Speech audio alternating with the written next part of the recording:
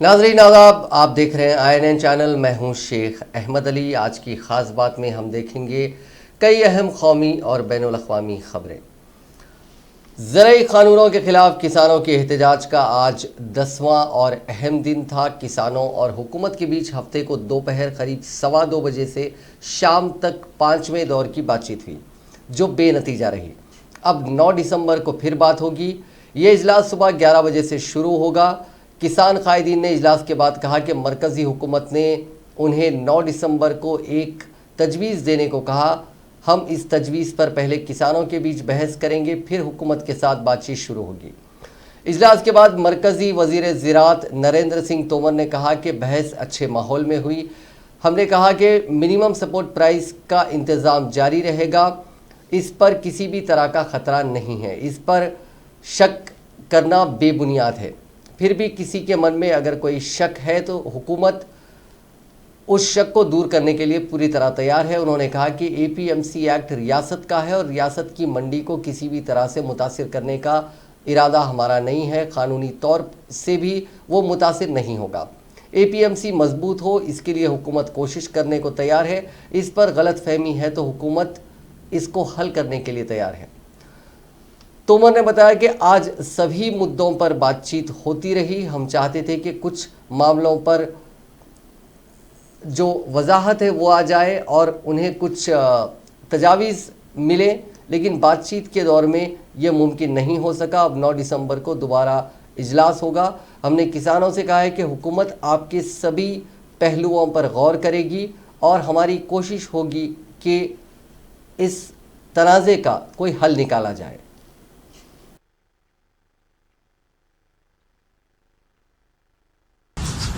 पुनः ये बैठक होगी और हमने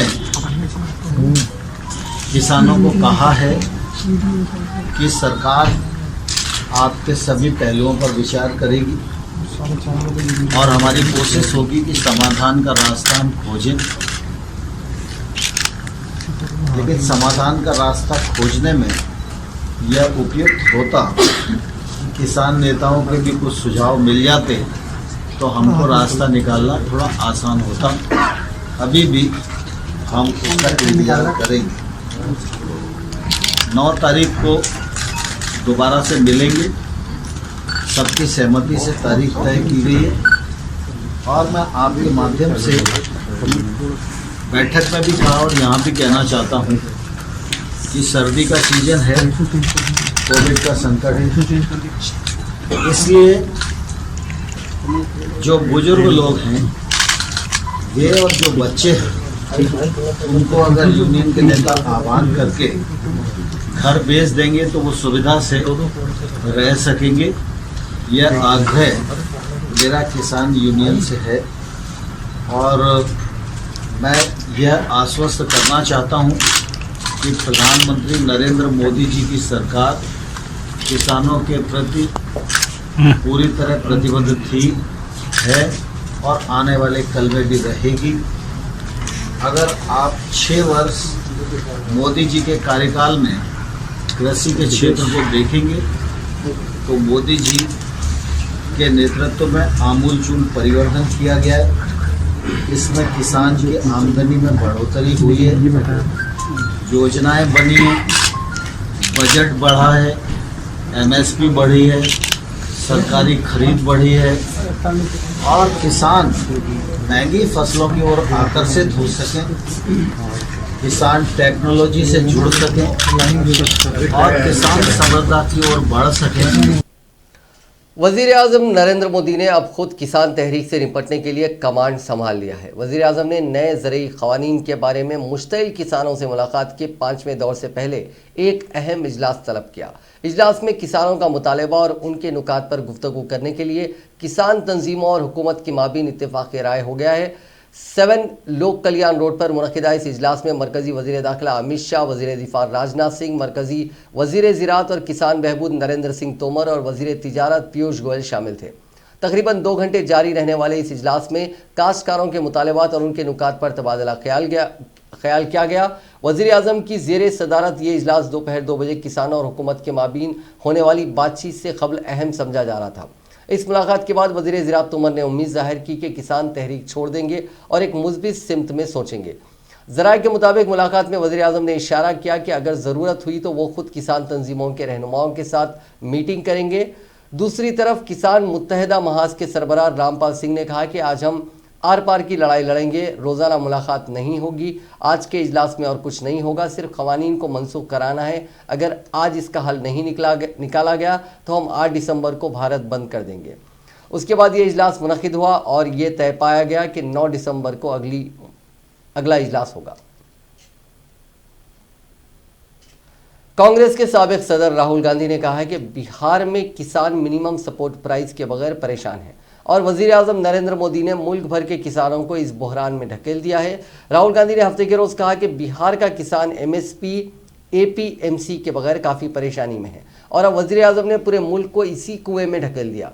ऐसे में मुल्क के किसानों का साथ देना हमारा फ़र्ज़ है। इसके साथ ही उन्होंने एमएसपी ना मिलने पर परेशान बिहार के किसानों का एक वीडियो जारी किया जिसमें कहा गया है कि औरंगाबाद के किसानों को धान का एमएसपी नहीं मिल रहा है और हुकूमत उनके बहरान पर तवज्जो नहीं दे रही है। किसानों की धान की काश्त पूरी तरह बर्बाद हो गई है। दरअसल कांग्रेस मौसूलात के शोबे सरबराह रणदीप सिंह सुरजेवाला ने मोदी को किसान तहरीक को ख़त्म करने के लिए ज़िद छोड़ने का मशवरा दिया और कहा कि बादशाहत को तर्क कीजिए, राज धर्म मानिए, किसानों की बात सुने, काले क़वानीन को मनसूख करें, वरना तारीख ने कभी भी गुरूर को माफ़ नहीं किया। किसान मुखालिफ मोदी हुकूमत। अक़वाम मुत्तहिदा के सेक्रेटरी जनरल एंटोनियो गुतरेस ने हिंदुस्तान में जारी किसानों के मुजाहरे के बारे में मोदी हुकूमत को निशाना बनाते हुए कहा कि लोगों को पुरअमन मुजाहरा करने का हक है और हुक्काम उन्हें ये करने देना नहीं चाहते। इसके जवाब में हिंदुस्तान ने गैर मुल्की रहनुमाओं के तबसरे को गुमराहकुन और गैर ज़रूरी करार देते हुए कहा कि यह जमहूरी मुल्क के अंदरूनी मामला से जुड़ा मुद्दा है। जुम्मे के रोज़ जनरल सेक्रेटरी के तर्जुमान स्टीफन दुजाक ने कहा कि जहां तक हिंदुस्तान का सवाल है, मैं वही कहना चाहता हूं जो मैंने उन मुद्दों को उठाने वाले दीगर लोगों से कहा कि लोगों को पुरअमन तरीके से मुजाहरा करने का हक है और अफसरान को उन्हें ये करने देना चाहिए। दुजाक हिंदुस्तान में किसानों के मुजाहरे से मुतालिक एक सवाल का जवाब दे रहे थे। वजारत ख़ारजा के तर्जुमान अनुराग श्रीवास्तव ने मंगल के रोज़ गैर मुल्की रहनुमाओं के तबसरे के बारे में कहा था कि हमने हिंदुस्तान में किसानों से मुतालिक कुछ ऐसे तबसरे देखे हैं जो गुमराहकुन मालूमात पर मबनी हैं। इस तरह के तबसरे नामुनासिब हैं, ख़ास तौर पर जब वो एक जमहूरी मुल्क के अंदरूनी मामलात से मुतालिक हों। वजारत ने एक पैगाम में कहा कि बेहतर होगा कि अगर सिफारती मुज़ाकरात को सियासी मकासद के लिए गलत तरीके से पेश ना किया जाए। हिंदुस्तान ने जुमे के रोज़ कनाडा के हाई कमिश्नर नादिर पटेल को तलब किया और बताया कि किसानों की तहरीक के सिलसिले में कनाडा के वज़ीर आज़म जस्टिन ट्रूडो और कुछ दीगर रहनुमाओं के तबसरे मुल्क के अंदरूनी मामलात में नाकाबिल कबूल मुदाखलत के मुतरादिफ हैं। वजारत ख़ारजा ने कहा कि कनाडा के सिफारतकार को यह भी बताया गया कि अगर इस तरह की सरगर्मी जारी रही तो इससे दो तरफ़ा ताल्लुकात को शदीद नुकसान पहुँचेगा। As to the question of India, what I would say to you is what I've said to others when raising these issues, is that people have a right to demonstrate peacefully, and authorities need to let them do so in their lives. As to the question of India, अब बात corona virus की। England में doctors को 14 दिसंबर से vaccination के लिए तैयार रहने को कहा गया है। नेशनल हेल्थ सर्विसेज के प्राइमरी केयर मेडिकल डायरेक्टर ने चिट्ठी जारी कर डॉक्टरों को ये अहकाम दिए हैं। पहले 3 दिन में वैक्सीन के 975 डोज दिए जाएंगे। शुरुआत में 80 साल या उससे ज़्यादा उम्र के ऐसे लोगों को वैक्सीन लगाया जाएगा जिनके मुतासिर होने का ख़तरा ज़्यादा है। इसके लिए स्पेशल वैक्सीनेशन सेंटर्स बनाए गए हैं। वहीं रशिया में एक दिन में रिकॉर्ड 28,782 नए मामले सामने आए हैं। इनमें से 7,993 मरीज़ राजधानी मॉस्को में आए हैं। इसके साथ ही रशिया में मुतासरीन का आंकड़ा 24,31,731 के पार हो गया। अब तक यहाँ 42,000 से ज़्यादा लोगों की मौत हुई है। इसी बीच दुनिया में कोरोना मरीजों का आंकड़ा 6,62,00,000 के पार हो गया। 4,57,00,000 से ज़्यादा लोग ठीक हो चुके हैं। अब तक 15,23,000 से ज़्यादा लोग जान गंवा चुके हैं। यह आंकड़े worldometers.info के मुताबिक हैं। इसी बीच यूरोपीय मुल्कों में जो हालात मार्च और अप्रैल में थे, लगभग वही फिर हालात बनने लगे हैं। फ्रांस और जर्मनी ने सख्त पाबंदियां और लॉकडाउन से कुछ हद तक इन पर काबू पाया है, लेकिन इटली में ऐसा नहीं है। जुमे के रोज़ इटली में 993 लोगों की मौत हुई। अब तक जुमला 58,000 लोग इन्फेक्शन से वहां दम तोड़ चुके हैं। इटली हुकूमत का कहना है कि अस्पतालों में बेड कम होते जा रहे हैं। हुकूमत ने यह भी साफ कर दिया है कि फेस्टिव सीजन में पाबंदियां पहले से ज़्यादा सख्त होंगी और लोगों को जहनी तौर पर घर में ही रहने के लिए तैयार रहना होगा। इस बार क्रिसमस, बॉक्सिंग डे और न्यू ईयर पाबंदियों के साए में गुजरेंगे। जुमे के रोज़ इटली के बेगलिन शहर की एक हॉस्पिटल में एक संगीन मरीज को आईसीयू में शिफ्ट किया गया। मुल्क में जुमे के रोज़ जुमला 993 मौतें हुई थी। वहीं अमेरिका में भी इन्फेक्शन से हालात बद से बदतर हो रहे हैं। द गार्जियन की एक रिपोर्ट के मुताबिक इस हफ्ते औसतन हर दिन 1800 मौतें हुई हैं और ये अप्रैल के बाद सबसे खतरनाक हालात हैं। प्रेसिडेंट इलेक्ट जो बाइडन ने ट्रंप एडमिनिस्ट्रेशन पर इल्ज़ाम लगाया है कि उसने वैक्सीन डिस्ट्रीब्यूशन के लिए सही प्लान नहीं बनाया और इसकी वजह से रियासतों को परेशानी हो रही है। बाइडन ने कहा कि मेरी टीम को अब तक डिटेल्ड प्लान नहीं मिला है, हमें वैक्सीन और सिरिंजेस कंटेनर्स का इंतज़ाम करना पड़ रहा है। बाइडन ने ट्रंप की कोरोना टास्क फोर्स में शामिल रहे डॉक्टर एंथनी फॉसी से अपील की है कि वो उनकी कोरोना टीम का हिस्सा बने। फॉसी ने अब तक इस पर जवाब नहीं दिया है। हिंदुस्तान में कोरोना का खतरा कम होने का नाम नहीं ले रहा है। मरकजी वजारत सेहत और ख़ानदानी बहबूद की तरफ से हफ्ते के रोज़ जारी किए गए आदाद व शुमार के मुताबिक गुज़िश्ता 24 घंटों के दौरान 36,652 नए मामला दर्ज हुए हैं, जिससे मुतासर अफराद की तादाद 96,08,000 से ज़्यादा हो गई। वहीं इसी अरसे में मज़ीद 512 अफराद भी हलाक हो चुके हैं। इस मुद्दत के दौरान 42,533 मरीज़ सेहतमंद हो गए हैं और इसके साथ ही रिकवरी रेट 94.28% हो गया। नए मामलात के मुकाबले में कोरोना से पाक होने वाले अफराद की तादाद ज़्यादा होने से एक्टिव मामलात 6,393 कम हो गए हैं और उनकी तादाद घटकर 4,09,689 रह गई है। इसी अरसे में 512 मजीद मरीजों की हलाकत के साथ अमवात की तादाद बढ़कर 1,39,700 हो गई है और मौत की शरह अब 1.45% है। हरियाणा के वजीर दाखिला व वजीर सेहत अनिल विज कोरोना पॉजिटिव हो गए हैं। हफ्ते के रोज़ सोशल मीडिया पर उन्होंने खुद इसकी जानकारी दी। ये भी कहा कि जो लोग उनके राब्ते में आए हैं वो भी कोरोना टेस्ट करवा लें। विज नवंबर में कोरोना वैक्सीन के तीसरे ट्रायल में शामिल होने वाले पहले वॉलंटियर थे। मामला गरमाया तो कंपनी की तरफ से सफाई आई। भारत बायोटेक ने बयान जारी किया कि वैक्सीन का सेकेंड ट्रायल का शेड्यूल है। 2 डोज 28 दिन में दिए जाने हैं, दूसरी डोज 14 दिन बाद दी जानी है, जिसके बाद ही इसकी एफिकेसी पता चलेगी। कोवैक्सीन को इस तरह ही बनाया गया है कि 2 डोज लेने के बाद ही ये असर दिखाएगी। कोरोना से लड़ने के लिए भारत बायोटेक ने कोवैक्सीन बनाई है, जिसका इस वक्त मुल्क में ट्रायल चल रहा है। तीसरा ट्रायल 20 नवंबर को शुरू हुआ था। इस फाइनल फेज में विज को पहली डोज दी गई थी। विज ने इस ट्रायल के लिए खुद वॉलंटियर बनने की पहल की थी। उन्हें कोवैक्सीन की दूसरी डोज 28 दिन बाद दी जानी थी, लेकिन इससे पहले ही वो कोरोना पॉजिटिव हो गए। मुल्क के 20 रिसर्च सेंटर पर कोरोना वैक्सीन का तीसरा ट्रायल किया जा रहा है। करीब 26,000 लोगों को कोरोना वैक्सीन दी जाएगी। इन सेंटर्स में PGIMS रोहतक भी शामिल है। Bharat biotech Indian council of medical research यानी ICMR के साथ मिलकर ये ट्रायल कर रहा है। पहले 2 फेज में जिन लोगों को कोरोना वैक्सीन दी गई उनमें कोई साइड इफेक्ट नज़र नहीं आए। किसी भी वॉलंटियर के कोरोना से मुतासिर होने की रिपोर्ट भी नहीं है। तेलंगाना में कोविड-19 के 596 नए मामला दर्ज किए गए हैं, जिसके बाद रियासत में मामलात की तादाद बढ़कर 2,72,719 हो गई है। रियासत में बहैसियत मजमूई अमवात की तादाद बढ़कर 1,470 हो गई है, क्योंकि गुज़िश्ता 24 घंटों के दौरान मजीद 3 अमवात हुई हैं। महकमा सेहत की जानिब से जारी करदा बुलेटिन में कहा गया है कि रियासत में 921 अफराद रूबे सेहत हुए हैं, जिसके बाद रियासत में अब तक इस मर्ज से रूबे सेहत होने वालों की तादाद बढ़कर 2,62,751 हो गई है। रियासत में सरगर्म मामलात की तादाद 8,498 है, जिनमें 6,465 मरीज घरों पर या फिर अस्पतालों में अलग थलग रखे गए हैं, जहां उनका इलाज किया जा रहा है। गुज़िश्ता 24 घंटों के दौरान 59,471 कोविड-19 के मायने किए गए, ताहम 803 नमूनों की रिपोर्ट्स का इंतजार है। बहैसियत मजमूई 57,22,182 नमूनों की जांच रियासत में इस मर्ज के फैलने के बाद से की गई है। जीएचएमसी हुदूद में 102 नए मामला दर्ज किए गए हैं। बकिया मामलात रियासत के दीगर अजला में दर्ज किए गए हैं। वर्ल्ड हेल्थ ऑर्गेनाइजेशन ने ऐलान किया है कि कोरोना वायरस टीके के टेस्टों के अच्छे नतायज का मतलब है कि दुनिया वबा के ख़त्म होने की उम्मीद कर सकती है। वबा के मौजू पर अक़वाम मुत्तहिदा जनरल असम्बली के पहले आला सतही इजलास से खिताब करते हुए आलमी सेहत तंजीम के डायरेक्टर टेड्रोस गैब्रियेसस ने आगाह किया है कि वायरस को रोका जा सकता है, लेकिन आगे का रास्ता अब भी गैर यकीनी से भरा हुआ है। हालांकि उन्होंने ये भी कहा कि खुशहाल और ताकतवर मुल्कों को गरीब और महरूम तबकों को टीके की भगदड़ में कुचलना नहीं चाहिए।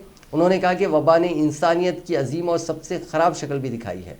वो वबा के दौर में एक दूसरे के तई दिखाई गई नरमी, इत्तेहाद और साइंस और इख्तरा में तरक्की का हवाला देने के साथ ही दिल को दिखाने वाले ज़ाती मफाद, इल्ज़ाम और जवाबी इल्ज़ाम और तकसीम का जिक्र कर रहे थे। मौजूदा वक्त में मामलों के बढ़ने और मौत का हवाला देते हुए टेड्रोस ने मुल्कों का नाम लिए बगैर कहा कि जहां साइंस साजिशी थियरी में दब गई और इत्तेहाद की जगह तकसीम करने वाले ख्यालात ज़ाती मफाद ने ले लिया, वहां वायरस ने अपनी जगह बना ली और उसका फैलाव होने लगा। उन्होंने अपने ऑनलाइन खिताब में कहा कि टीका उन बहरानों को दूर नहीं करता है कि जो जड़ में बैठे हैं, जैसे कि भूख, गरीबी, गैर बराबरी और माहौलियाती तब्दीली। उन्होंने कहा कि वबा के ख़त्म होने के बाद इससे निपटा जाए। उन्होंने कहा कि WHO का ACT एक्सीलेटर प्रोग्राम खतरे में है। टेड्रोस ने कहा कि टीके की फौरी तौर पर बड़े पैमाने पर ख़रीद और तकसीम के ज़मीनी काम के लिए 4.3 करीब $4.5 अरब की ज़रूरत है। इसके बाद 2021 के लिए 23.9 अरब डॉलर की ज़रूरत होगी।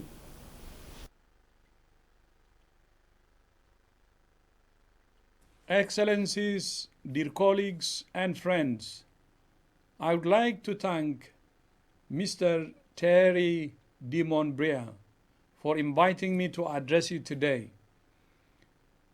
WHO welcomes your initiative to make health a core theme of next year's World Policy Conference. The COVID-19 pandemic is a health crisis unlike anything any of us have seen in our lifetimes. But it's more than that. It has also shaken the foundations of social, economic, and political stability and put the multilateral system to the test. The pandemic has demonstrated the need for strengthening in several key areas. First, strong multilateralism. The pandemic has shown us that international cooperation is the only solution to an international crisis. Working together might not always be easy, but it's essential. We must rethink and strengthen multilateralism to address the pressing challenges of our world in a coordinated and coherent way. I'm heartened by the commitment made by heads of state at the UN General Assembly, the recent G20 summit, and other fora to strengthen multilateralism and elevate health to the top of the political agenda. I'm also encouraged by initiatives such as the Alliance for Multilateralism, led by France and Germany, and the policy discussions putting forward new solutions for multilateral cooperation. Many countries have already emerged as leaders of this global reset, and I trust that the new US administration will soon join this effort. Second, stronger global health governance. This means three things: reinforcing core institutions, more effective policy tools, and greater accountability at country level. Many leaders and institutions have already called for an expansion of political and financial support for WHO so we can deliver on our constitutional mandate and meet the high expectations of our member states. I especially वज़ीर आज़म नरेंद्र मोदी ने जुमे के रोज़ कहा था कि हिंदुस्तान में कोविड-19 vaccine चंद हफ्तों में तैयार हो सकती है और साइंसदान को ग्रीन सिग्नल मिलते ही मुल्क में वैक्सीनेशन मुहिम शुरू कर दी जाएगी। मोदी के बयान के बाद तवक्को की जा रही है कि ये वैक्सीन 2021 के इब्तदाई महीनों में हिंदुस्तान में पहुंच जाएगी। दरिया असना मुल्क के कोने कोने तक कोरोना वैक्सीन पहुंचाने के लिए GMR हैदराबाद और दिल्ली एयरपोर्ट के एयर कार्गो में बनाया गया पहली बार एक वीडियो भी मंजरेआम पर आया है, जिसमें वैक्सीन के बारे में खुसूसी तैयारी की जा रही है। ये एयर कार्गो मुल्क में रेफ्रिजरेशन और तकसीम में अहम किरदार अदा करने के लिए तैयार है। कोरोना वायरस की सूरत हाल पर तबादले ख्याल के लिए बुलाई गई कुल जमाती इजलास में वज़ीर आज़म ने यह भी कहा था कि कोरोना वायरस के मरीजों के इलाज में मसरूफ़ सेहत कारकुनान, फ्रंट मोर्चे पर डटे दीगर अहलकारों और पहले से संगीन बीमारियों से जूझ रहे बुजुर्ग अफराद को वैक्सीनेशन में तरजीह दी जाएगी। वज़ीर आज़म ने कहा कि दुनिया की नज़र कम कीमतों वाली सबसे महफूज वैक्सीन पर है और ये फितरी बात है कि पूरी दुनिया की नज़र हिंदुस्तान पर भी है। उन्होंने कहा कि हिंदुस्तान के पास वैक्सीन फराहमी की महारत और सलाहियत दुनिया के दूसरे ममालिक के मुकाबले में बहुत बेहतर है। वज़ीर आज़म ने कहा कि हमारे पास वैक्सीनेशन के लिए दुनिया का बहुत बड़ा और तजुर्बेकार नेटवर्क है, जिससे पूरी तरह फ़ायदा उठाया जाएगा। मोदी ने कहा कि आप एक तरह से मानकर चलिए कि सभी कमर कसकर तैयार बैठे हैं। तकरीबन 8 इम्कानी वैक्सीन हैं जो जांच के मुख्तलिफ मरहले में हैं और जो हिंदुस्तान में तैयार की जाने वाली हैं। हिंदुस्तान की अपनी 3 मुख्तलिफ वैक्सीन ट्रायल के मुख्तलिफ मराहिल में है। आलमी वबा कोरोना वायरस के इलाज के लिए बनाई गई वैक्सीन को ज़ख़ीरा करने और दुनिया भर में मुतासरीन तक पहुंचाने के लिए अमरीकी कंपनियां बहुत बड़े पैमाने पर गैर मामूली इक़दाम कर रही हैं, जिनमें इंतहाई ठंडे फ्रीज़र्स तैयार करने और फ़ी घंटा 500 किलो बर्फ़ बनाने वाले यूनिट ने काम करना शुरू कर दिया है। एक न्यूज़ एजेंसी के मुताबिक -70 डिग्री सेंटीग्रेड पर महफूज की जाने वाली वैक्सीन फाइजर और बायोएनटेक कंपनियों ने तैयार की है, जिसकी तरसील के लिए ऐसी कंपनियों ने भी अपनी खिदमात पेश की हैं जिनका इस प्रोजेक्ट से बराह रास्त ताल्लुक़ नहीं। गाड़ियां बनाने वाली कंपनी फोर्ड ने वैक्सीन रखने के लिए फ्रीज़र बनाने का ऑर्डर दिया है, जबकि गोश्त की प्रोसेसिंग करने वाली कंपनी स्मिथफील्ड ने पेशकश की है कि वो अपने मज़बा खानों के कोल्ड स्टोरेज रूम्स को वैक्सीन की तकसीम की ऑपरेशन के लिए फराहम करने को तैयार है। सामान की तरसील करने वाली बड़ी कंपनी UPS पहले से ही अपने प्लांट में 500 किलो बर्फ़ फ़ी घंटा तैयार कर रही है और ऐसे फ्रीज़र्स भी बना चुकी है जिनमें गैर मामूली कम दर्जे हरारत में वैक्सीन रखकर गाड़ियों के ज़रिए मुंतकिल की जा सकेगी। स्मिथफील्ड कंपनी की इंतज़ामी उमूर की सरबराह केरा लम्बार्डो ने कहा है कि अगर सेहत के इदारों को वैक्सीन के ज़ख़ीरे करने के लिए मसला दरपेश आता है तो हम अपनी खिदमत पेश करते हैं। हम अपने अल्ट्रा लो फ्रीज़र की सलाहियत को जांचा है और मदद को तैयार है। उनका कहना था कि वो वैक्सीन को महफूज रखने और उसकी मुतासरीन तक तरसील ख़ास तौर पर ज़राअत और फूड सप्लाई के शोबों में काम करने वालों तक पहुँचाने में हुक्काम की मदद कर सकते हैं। फोर्ड कंपनी ने वैक्सीन की आमद से कबल ही इसको महफूज रखने के लिए दर्जन भर अल्ट्रा कोल्ड फ्रीज़र्स बनाने का ऑर्डर दिया है और ये उन कारकुनों को फराहम किए जाएंगे जो लेना चाहेंगे। एक और एजेंसी के मुताबिक कोरोना की वबा फैलने के बाद फोर्ड कंपनी को अपनी फैक्ट्रियां आर्जी तौर पर बंद करनी पड़ी थी। कंपनी की फैक्ट्रियों में इंतहाई सख्त हिफाजती तदाबीर अपनाने के बाद काम शुरू किया गया। कंपनी के तर्जुमान ने बताया कि काम की जगह पर कारकुनों की सेहत और हिफाजत हमारी सबसे अवलीन तरजीह है। उधर अमरीकी जनरल मोटर्स ने कहा है कि वो हुक्काम और मुताल्लिका इदारों के साथ राब्ते में है और वैक्सीन की दस्तयाबी के बाद उसकी तकसीम में किसी भी किस्म की मदद करने के लिए तैयार है। दूसरी जानिब फ्रीज़र बनाने वाली कंपनी सोलो ने कहा है कि उसके इंतहाई कम दर्जे हरारत रखने वाले फ्रीज़र्स की फ़रोख्त में गैर मामूली इजाफा हुआ है। कंपनी के सेल्स मैनेजर डैनी हैंसलेज ने बताया कि सितंबर के अवाखिर से उनको फ्रीज़र्स के ज़्यादा ऑर्डर मिल रहे हैं। मॉडर्ना के बनाए गए फ्रीज़र्स की तलब में भी इजाफा देखा जा रहा है जो -22 फ़ारेनहाइट तक ठंडक पहुँचाते हैं। डैनी हैंसलर का कहना था कि हमने जितने ऑर्डर लिए हैं उतने फ्रीज़र तैयार करने के लिए कारकुनों को ओवर टाइम लगाना पड़ रहा है और कंपनी ने हफ्ते के इतवार के रोज़ के दिन को भी काम शेड्यूल किया है। मिट्टी के आलमी यौम के मौके पर मरकज़ी वज़ीर बराए माहौलियात, जंगलात और मौसमियाती तब्दीली प्रकाश जावड़ेकर ने कहा कि हिंदुस्तान ने मिट्टी की सेहत के लिए अहम काम करके दुनिया के बहुत से ममालिक को रास्ता दिखाने का काम किया है। मिट्टी की सेहत के बारे में पूरी दुनिया आगाही की ज़रूरत है। न सिर्फ अच्छी मिट्टी, अच्छी फसल, बल्कि अच्छे माहौल के लिए भी ज़रूरी है।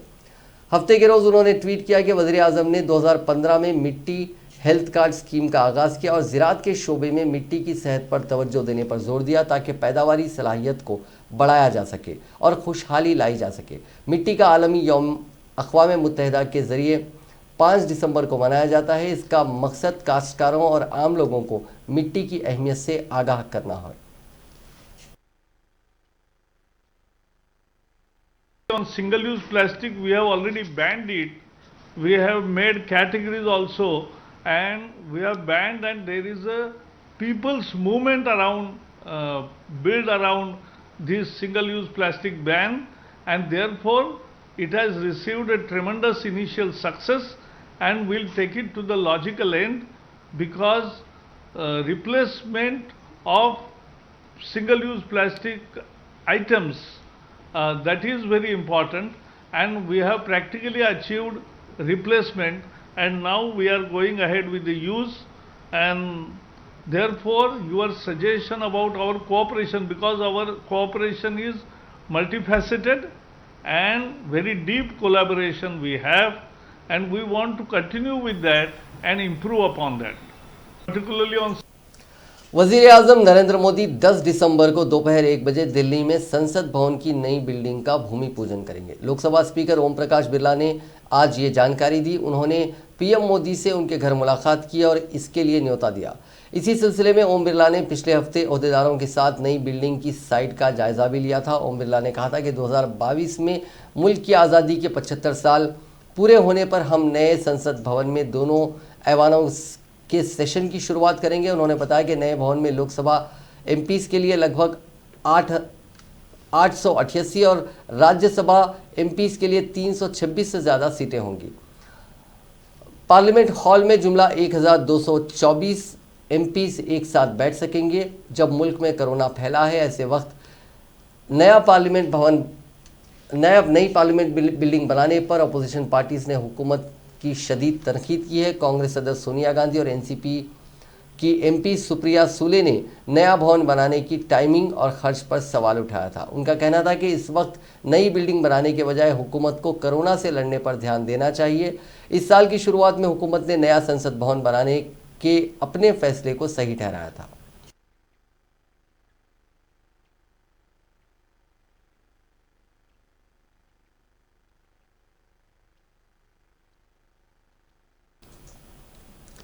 चीन ने अमेरिका के चांद पर अमेरिकी झंडा लगाने के 50 साल बाद अपना झंडा भी वहां लगा दिया। चीन की नेशनल स्पेस एडमिनिस्ट्रेशन की तरफ से जारी की जाने वाली एक तस्वीर में दिखाया गया है कि 5 सितारों वाला सुर्ख चीनी परचम चांद की सतह पर मौजूद है, जहां हवा बिल्कुल नहीं है। ये तस्वीर रोबोटिक खलाई गाड़ी चेंग फायो पर लगे कैमरे से ली गई हैं। इसके बाद वो गाड़ी जुमेरात को चांद के पत्थरों के नमूनों के साथ चांद से निकल गई थी। चीन के 2 साबिक़ा खमरी मशीनों में झंडों को चांद की सतह पर लगाया नहीं जा सका था। अमेरिका ने चांद पर अपना पहला झंडा सन 1969 में इंसानों को लेकर जाने वाले अपोलो 11 मिशन के दौरान लगाया था।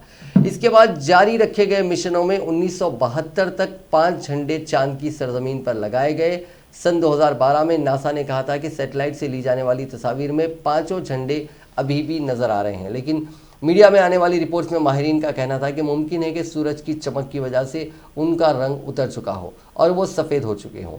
चीन के रियासती अखबार ग्लोबल टाइम्स ने लिखा है कि चीनी झंडा अमेरिकी अपोलो मिशनों के दौरान पैदा होने वाले जोश व खरोश की याद दहानी करा रहा है। चेंग फायो चांद की मिट्टी और पत्थरों के नमूने चांद की सतह से 15 किलोमीटर ऊपर चीन के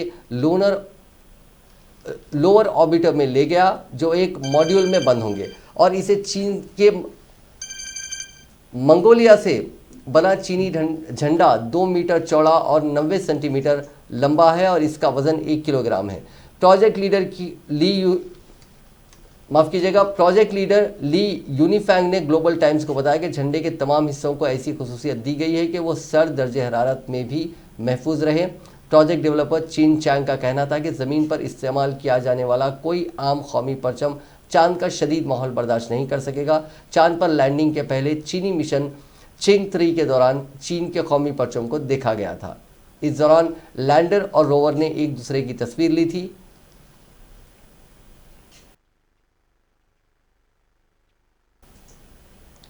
नाज़रीन, आज की खास बात में बस इतना ही। आपसे कल मुलाकात होगी नई खबरों के साथ, नए एनालिसिस के साथ। फिलहाल दीजिए इजाज़त। खुदा हाफिज़।